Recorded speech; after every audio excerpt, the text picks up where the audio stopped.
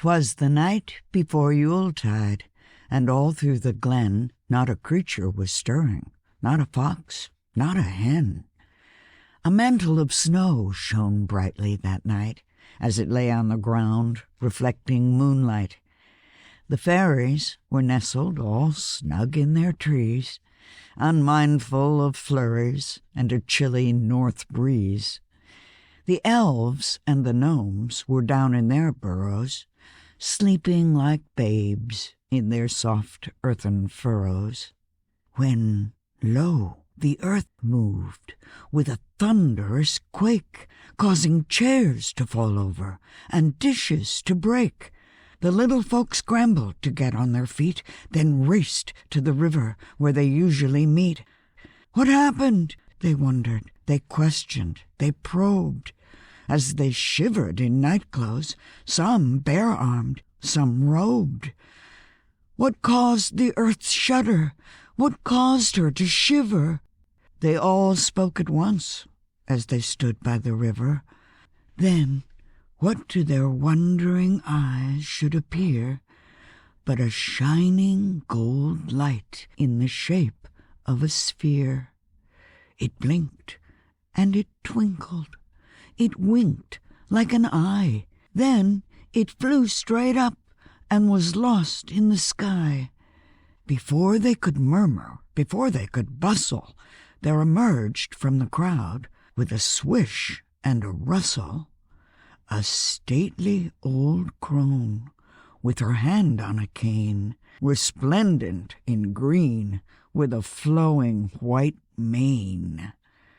As she passed by them, the old crone's perfume, smelling of meadows and flowers abloom, made each of the fay folk think of the spring, when the earth wakes from slumber and the birds start to sing. "My name is Gaia," the old crone proclaimed, in a voice that at once was both wild and tamed. "I've come to remind you, for you seem to forget, that Yule is the time of rebirth, and yet I see no hearth fires, no music, no bells.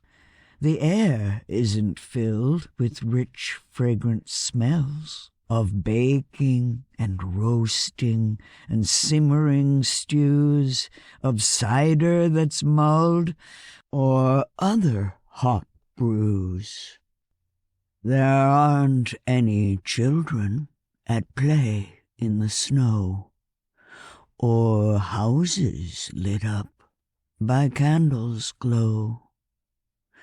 Have you forgotten, my children, the fun of celebrating the rebirth of the sun?" She looked at the fay folk, her eyes growing round, as they shuffled their feet and stared at the ground. Then she smiled, the smile that brings light to the day. "Come, my children," she said, "let's play." They gathered the mistletoe, gathered the holly, threw off the drab, and drew on the jolly. They lit a big bonfire, and they danced and they sang. They brought out the bells and clapped when they rang. They strung lights on the trees and bows, oh, so merry, in colors of cranberry, bayberry, cherry. They built giant snowmen and adorned them with hats, then surrounded them with snowbirds and snowcats and bats. Then, just before dawn, at the end of their fest, before they went homeward to seek out their rest, the fay folk, they gathered round their favorite oak tree and welcomed the sun 'neath the tree's finery. They were just reaching home when it suddenly came. The gold light returned like an arrow-shot flame. It lit on the treetop where they could see from afar the golden-like sphere turned into a star. The old crone just smiled at the beautiful sight. "Happy Yuletide, my children," she whispered. "Good night."